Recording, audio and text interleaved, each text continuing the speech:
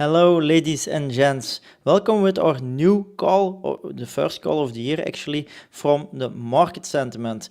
Today we have again Anthony Fernandez from Economy with us to make some nice analysis and get some deep dives about the Bitcoin spot ETF and what's next. Hi, Anthony, how are you today? Hey Tim, thanks for having me back. Happy New Year! And this year's really got off to a good start in Yeah. digital.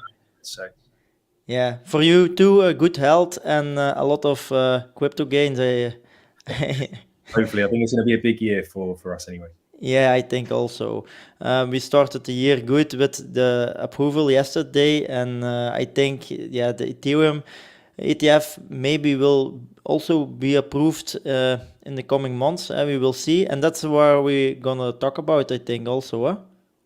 Yeah, there's a lot to get through today, and I just read a report that there's already been 2.3 billion of Bitcoin spot ETF trading volume already in just a couple of hours. So yeah, it's going to Crazy. get a flying start. Do you think we gonna set records like all-time highs from statistics from previous ETFs that launched? Well, I think if we take a look at a lot of the forecasts out there at the moment, Standard and Chartered Bank are forecast roughly 1 billion of inflows within the first 3 months. In the first year, they're expecting 100 billion of inflows into Bitcoin ETFs in 2024. So just looking at last year alone, inflows into Bitcoin related investment products at the institutional level was 1.6 billion. Yeah, So it's they're crazy, yeah. now forecasting this year alone to reach 100 billion, and forecasting Bitcoin to reach roughly 200,000 by the end of 2025. So slightly higher than where I was initially forecasting it to go. But of course, with these ETFs now going live, it really opens the doors to institutional investors, pension funds, banks, which is really needed to drive the market higher at the moment. Okay, and do you have also a price forecast for this year for Bitcoin, maybe from Um, your mine's own? mine's more of a time forecast, which we can go Okay. through later. So expecting record highs and possibly the end of the next cycle to be towards the end of 2025. We can touch on why that is in a second. Okay, perfect, perfect. Okay, yeah, we can share some insights, I think, yeah? Yeah, let's do it. I'll share my screen. Okay, perfect. I will share also some insights eventually. And yeah, as a layer two on your insights, like that. Okay. So this is actually an article that I read just before Christmas. So it was on the 21st of December on LinkedIn. And we touch on some Bitcoin spot ETF updates, but obviously that's now passed, they're now approved. I think what I really want to kind of drill down into is the institutional inflows. So Bitcoin had roughly 1.6 billion of institutional inflows last year. Ethereum really lagged behind the market. It only had 15 million of institutional inflows last year. Solana was actually the second highest at 156 million, roughly speaking. So, Ethereum really struggled to keep up with the market, considering where Bitcoin was at and the rest of the market's at, because there was no liquidity flowing into that particular asset. Now, if we actually go to the recent data, so this was posted a few days ago by CoinShares, we can see that Ethereum has already received 30 million of institutional inflows within the first 2 weeks of this year. So, nearly Okay. double last year's worth of inflows already. Bitcoin has already received more than 113 million of institutional inflows. So this is obviously prior to the ETF launch. And I want to kind of drill down into why Ethereum is potentially going to start to see a ramp up in the weeks to come. If we take a look at this recent article I posted. So I touched on already that Standard Chartered predicts inflows of 1 billion to occur in the first 3 months into the Bitcoin spot ETFs, and over 100 billion by the end of 2024, with a price forecast of 200,000. Now, Ethereum really lagged behind the rest of the market, but in the background, BlackRock and some of these major asset managers actually applied for Ethereum spot ETFs towards the back end of last year. Now, the deadline for those ETFs is actually May the 23rd through to August the 7th. So whilst this, It's a big time frame actually, yeah? yeah, I Time think this window. Yeah, they applied at different stages towards the back end of last year. So, they're going to be scattered. There could be a few delays there, similar to what's happened with Bitcoin. But the Hmm. main thing to kind of consider here is there's going to be another theme, another kind of sentiment around the Ethereum spot ETF, similar to what's happened with Bitcoin. So whether it gets approved or rejected at the moment is irrelevant. In the short term, we may start to see a bit more momentum and a positive sentiment around Ethereum as investors start to look towards, front running a potential Ethereum spot ETF. Yeah, okay. And if we just go down, this is a quite a nice comparison. So the blue line is Ethereum, the orange line is Bitcoin. We can see that Bitcoin has already taken out April 22, that particular major resistance level. Ethereum Hmm. is actually trading 33% below that particular level. And what I'm anticipating here is if we do get a bit of a positive sentiment around the Ethereum spot ETF, a lot more hype, now the Bitcoin ETFs have been passed, we may start to see Ethereum catching up to Bitcoin as it has lagged behind that Yeah, particular market. yeah, yeah. You think also that's also my mindset or my idea. I think accumulation of Ethereum is now a good or perfect moment. Yesterday we saw also a very nice price action of Ethereum. I think what you say will happen that. During the speculation about the Ethereum spot ETF, we will get some nice upward movements, and that we get more composition with Bitcoin and Ethereum, like the levels. You see, Bitcoin has some levels hit that Ethereum not yet. I think we will sync in that way, that we get the same levels, but that it's like an harmonica, or how do you say it? But I think eventually it will happen. Yes, in Yeah, the coming months. you're right as well, Tim. Yesterday, upon the approval of the Bitcoin ETFs, Bitcoin actually remained relatively unchanged. It hardly reacted to the news, and it's Hmm. most likely because the initial move was priced in. However, Ethereum jumped around 11% on that news, and it's up roughly 17, 18% for the week. So Ethereum, out of the top 20 cryptocurrency tokens, was actually the top performer yesterday off the back of the Bitcoin ETF news. Yeah, And I yeah, think, crazy. now this is passed, there's a high probability that an Ethereum spot ETF will also get passed in the near future. Okay. And do you think there will be also an ETF with a bucket of assets, like Solana, Ethereum, Bitcoin in one ETF? Do you think that's also possible in the future? Potentially, I think we'd need to see the single asset ETFs live first Mm-hmm. before we start going on to the more complex products. Yeah, But I okay. guess that's what economy is for. So economy does that anyway. Okay, nice answer. But yeah, in the future, maybe in the short term of the next year, I don't see that happening just yet. I think we'll need to Mm-hmm. see more single asset ETFs go live first.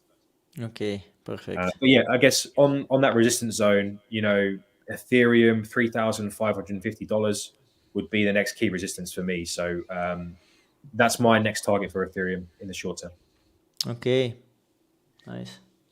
Outside of that, I guess something that we've kind of gone through whilst we've been doing these market sentiment calls is the Bitcoin spiral halving countdown. Okay. Mm-hmm. So this is just an updated version of the ones we've taken a look at before. So this is obviously looking at Bitcoin in blocks mined rather than price.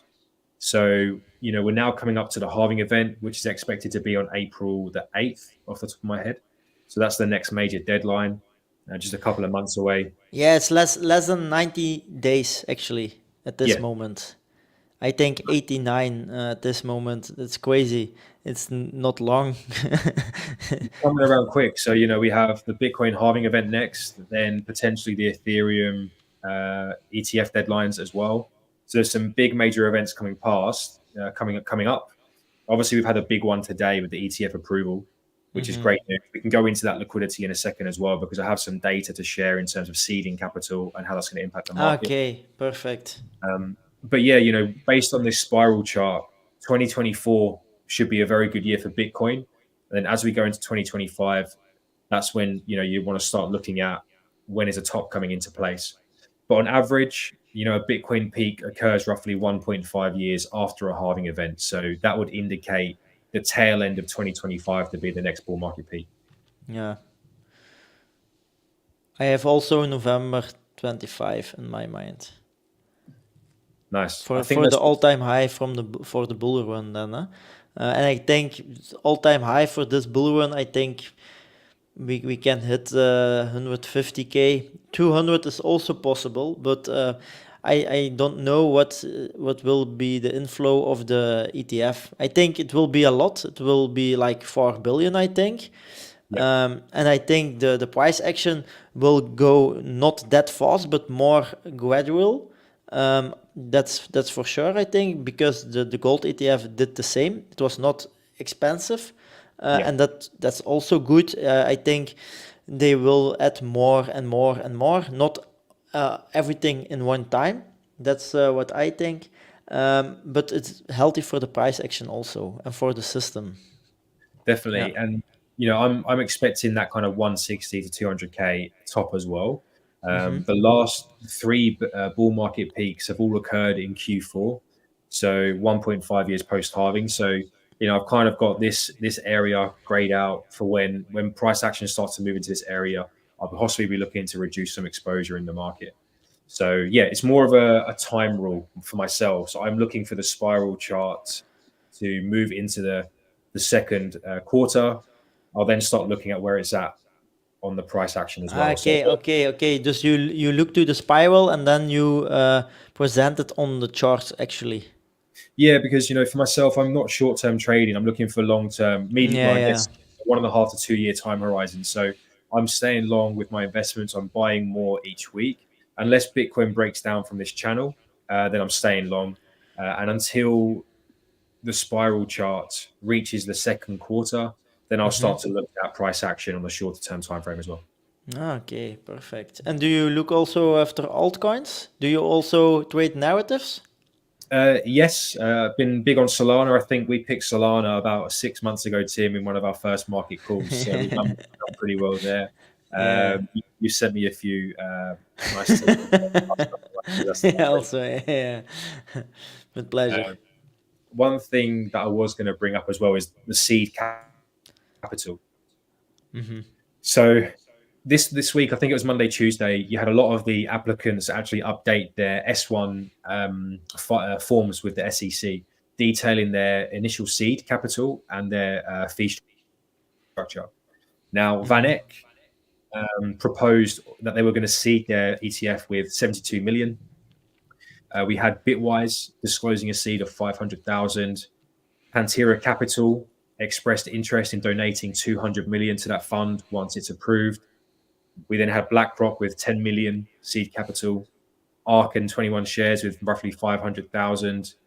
Now, so that's obviously a lot of capital potentially on the sidelines waiting to come in. But what's also important to understand is a lot of this seed capital may be existing Bitcoin that investors are waiting to transfer into the fund. So it's not all going to be fresh capital. And that's why we haven't seen that explosive move just yet, because a lot of that Bitcoin is already in Bitcoin holdings. It's not fresh cash on the sidelines. Yeah. It Okay. into the fund just to put it into a different wrapper. Mm-hmm. But is it also more interesting for the particular, for the retail investor to invest like in an ETF for the taxes? What is your opinion about that? Um, the main But reason is probably security and the liability. So you're going to be paying anywhere from a 0.25% fee, management fee. mm-hmm. Now, there's no real trading inside because the fund just tracks the price of Bitcoin. If it was an actively managed fund or an index, there would be advantages because you don't necessarily pay tax inside of a fund until you sell down your holdings of that fund. But Mm-hmm. because Mm-hmm. the Bitcoin spot ETF is very similar to just holding Bitcoin. But the main difference is the security. The liability and the security now lays on the fund manager rather than in your own ledger yourself. Okay. Um, so we've done a bit of institutional inflows. We've touched on Bitcoin's cycle here, where I'm expecting it to go. We've touched on the spiral chart. Did you have some charts that you wanted to share, Tim? Yeah, I can share some shorts. Yeah, I want to make the composition with gold actually, but I must go back, yes, like this. Okay. This was the one chart that I had on the gold ETF, Tim.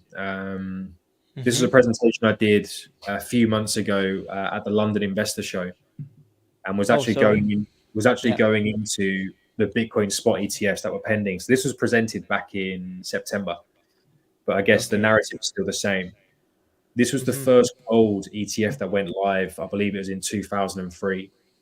And if you think about gold investing prior to a gold spot ETF, you had to go to a bullion dealer, purchase the gold, transport the gold, store the gold. It's very, very clunky. It wasn't a nice investment vehicle. The gold ETF really democratized investing in gold. Now, the Bitcoin spot ETF is potentially going to do the same thing. Now, literally billions flooded into the gold market over the next 5 to 10 years based on this gold ETF. And we're forecasting a similar response here on Bitcoin. Although Bitcoin is trading its current price at the moment, which is significantly higher than gold, so it may not have that same kind of trajectory as the gold ETF, but it's the same kind of principle to what happened with gold previously. Yeah, okay. I have some price charts of the gold on the daily. It's also interesting to get some insights on that. This is when it was like this time. Yeah, this is when the ETF went live.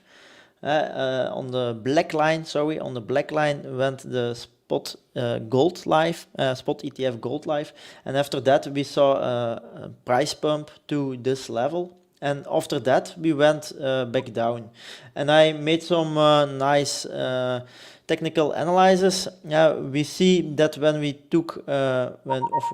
take the FIB retracement tool, we hit the 50% level, between the 50 and the 62% level of this move actually. Dus when the hype was real, everyone is waiting for the gold spot ETF, and we went back to this level. That's actually what I think also can happen with Bitcoin. I think we can hit like the 52K for the short term, and we get a retracement back to the 37K actually, or 36. In the most baddest scenario, we get the 32K maybe, but I think 36 is more likely. And after that, we went actually for a long term in consolidation. After the consolidation, and we broke this red line, we saw a retest, and after the retest, we get the price pump, the actually pump you showed on the chart in the presentation. That's what I think also will happen. But Bitcoin is actually the same. When we look to Bitcoin, we can have this. Let me look if it is it's not the, must search for the white one now. Second. Yes, this is what I think can happen. We have the monthly also. I will look first to the monthly. That's what I mean. I think we saw a retracement on the gold spot ETF. I think we will hit this level, above this level, like now, and we get a retracement to one of the disbalances. That's actually what I think, because we had in the previous cycle also the same structure.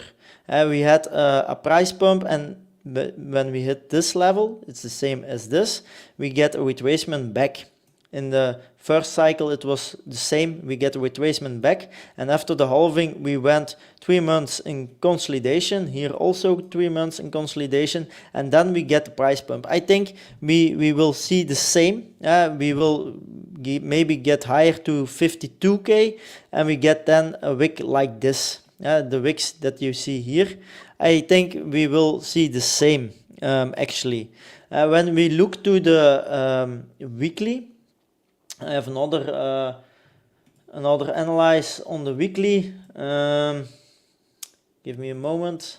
I'll just touch on that, Tim. So from my perspective, if you're looking for a potential pullback in the market, I think there needs to be an event to drive the market lower, because at the moment we have obviously a decrease in supply. We have the halving event. Yeah.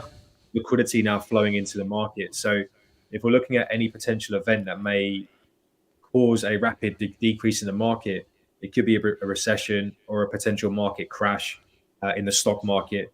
So there's still that kind of fear of a recession and a stock market meltdown. So that might be the catalyst to cause a potential pullback in Bitcoin, because at the moment, everyone is very bullish on the market, or very positive at the moment. There's liquidity flowing, literally billions flowing into the market now as well. So I think that would be the catalyst or potential catalyst. It's possible. Yeah, it's possible. I think it's possible because everyone is happy and has euphoria.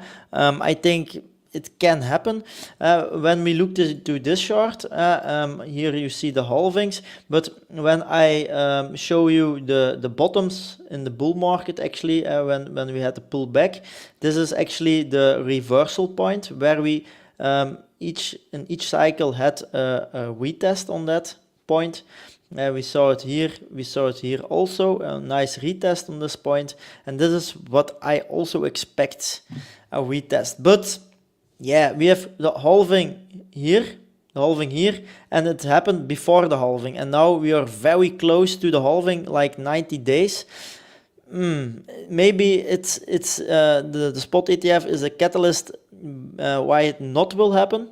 That's actually also a possibility, of course, but I think we will get a retest of this order block like 42k or 37k. I expect that when we reach the external liquidity in this zone, but after that it's a nice price action to get in. Actually, it's an opportunity for retail to get in and buy some more Bitcoins. And after after the halving, we will see some consolidation for 3 months. I think in September, October 24, we will see the most expensive move of this year. That's my thoughts on that. And when we look to the weekly on Bitcoin, Bitcoin USDT weekly, you see here, so that's the line where I look to.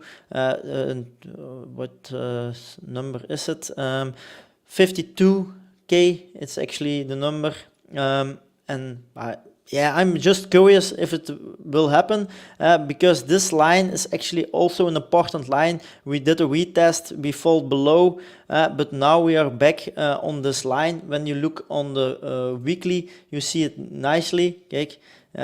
You can see that we retest on this line and we get a nice price bump. Now we're on the 50% level of this. Yeah, we will see, but when we break this line, we can go to this support, and it's like in the 40k zone, the first support. When we go to the dynamic range, or the volume profile, we see also 3 levels that are very important. We see 37k, that's a nice, was first a resistance, but is now a nice support.